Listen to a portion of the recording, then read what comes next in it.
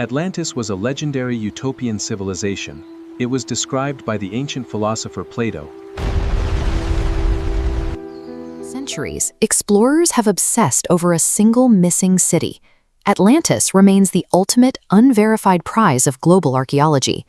Proving this civilization existed would mean rewriting the timeline of human development, placing advanced engineering thousands of years before the first known cities of Mesopotamia or Egypt.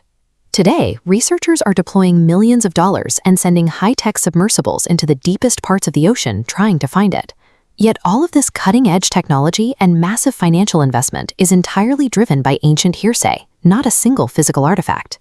To understand why we are looking, we have to stop searching the ocean floor and trace the story back to its exact origin.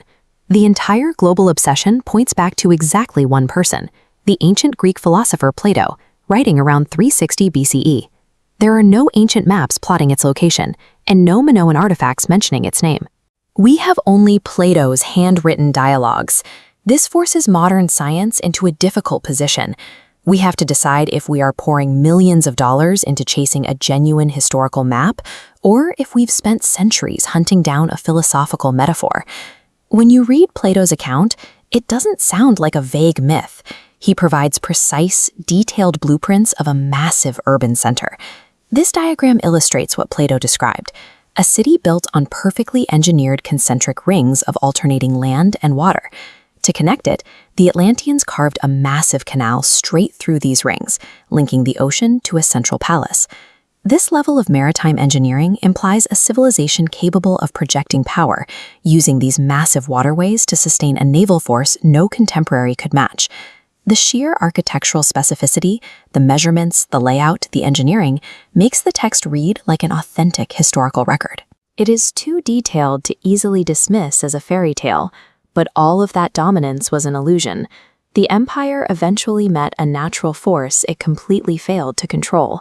In the span of a single day and night of unimaginable violence, the entire civilization was swallowed by the sea. The destruction was total. There were 0 survivors, no remnants left behind, and the island was permanently erased from the surface of the earth. This sudden, complete disappearance left a void in the historical record that can only be filled by identifying a massive, verifiable geological event. That brings us to the present day, where scientists are combing the actual geological record to see if Plato's cataclysm matches any real events.